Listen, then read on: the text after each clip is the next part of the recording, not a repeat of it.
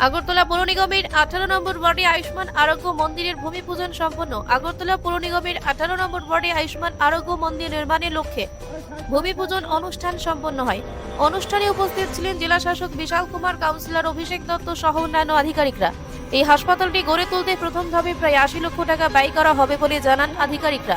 আধুনিক সুযোগ সুবিধা সম্পন্ন এই নবনির্মিত ভবনটি এলাকার মানুষের স্বাস্থ্য পরিষেবায় গুরুত্বপূর্ণ ভূমিকা নেবে বলে আশা প্রকাশ করা হয়। आज वार्ड नंबर 18 में आयुष्मान आरोग्य मंदिर का उद्घाटन में मैं बहुत बहुत स्वागत करता हूं हमारे साथी कलीग डॉक्टर शंकर चक्रवर्ती जी का, श्री अभिषेक दत्ता जी का, councillor ward number 18, Shri Pradeep Dev Verma मेरे कलीग जी का, और श्रीमती घटक मैडम का। और इस वार्ड के लिए एवं पूरे इस रामनगर कॉन्स्टिट्यूंसी के लिए एक बहुत खुशी का पल है।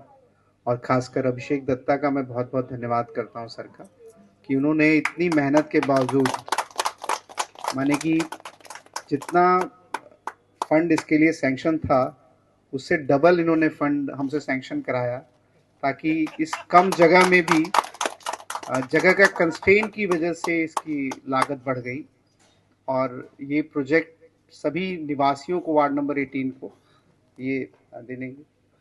और साथ ही साथ मैं स्टेट गवर्नमेंट की तरफ से भी ये आश्वासन देता हूं कि चाहे डबल फंड लगे या ट्रिपल फंड लगे, गवर्नमेंट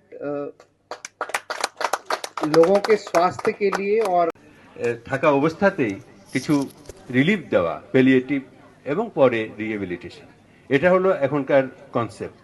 সেই কনসেপ্ট ফলো করতে গিয়ে স্বাস্থ্য পরিষেবাকে অনেক গ্রাসরুট লেভেলে নিয়ে যেতে হয়। সেই গ্রাসরুট লেভেলেরই একটা প্রতিষ্ঠান হলো আয়ুষ্মান আরোগ্য মন্দির, যেটা আজকে এখানে সূচনা হচ্ছে। যদিও এখানে কাজকর্ম চলছে আগের থেকেই, এখানকার যারা স্টাফ আছেন এরা আগের থেকে কাজ করছেন, কিন্তু একটা স্থায়ী ঘর হবে, স্থায়ী স্থান হবে, সেখান থেকে সবাই মিলে এখানে কাজ করতে আমরা পারবো। তো এখনই আমি স্যারের সঙ্গে কথা বলছিলাম, ডিএম স্যারের সঙ্গে, যে আমি জাস্ট জয়েন করেছি, আপনারা জানেন কিছুদিনের মধ্যেই। তো স্যার বললো যে আপনি কিউরেটিভ পার্টের থেকে এখন প্রিভেন্টিভ পার্টে চলে এসছেন, প্রোগ্রাম বেসড প্রোগ্রামে চলে এসছেন সেটাতে। তা আসলে আমরা যত কিছুই করি, মেইন কিন্তু আমাদের কাজটা এই প্রিভেন্টিভ পার্টটাতেই রয়ে গেছে।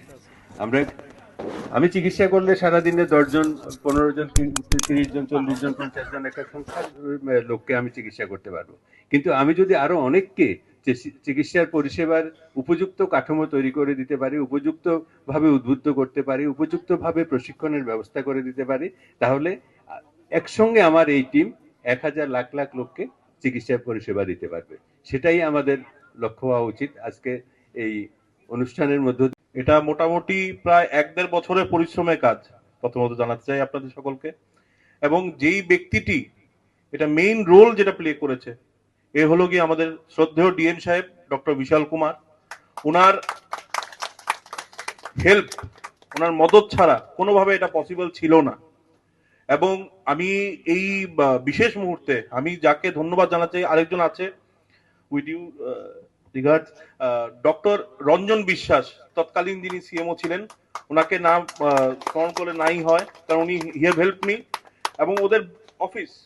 এবং I really want to thank the honourable CMO West Tripura, doctor Shankar Chakraborty. উনি নতুন জয়েন করেছেন, তো উনি এখন হেল্প করবেন আমাদেরকে, তো এটা আমি বলতে পারি।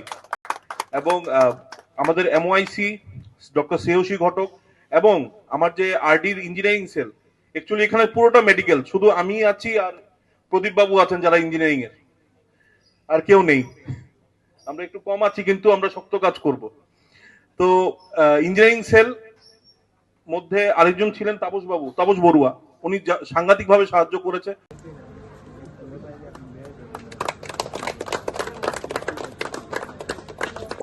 ওম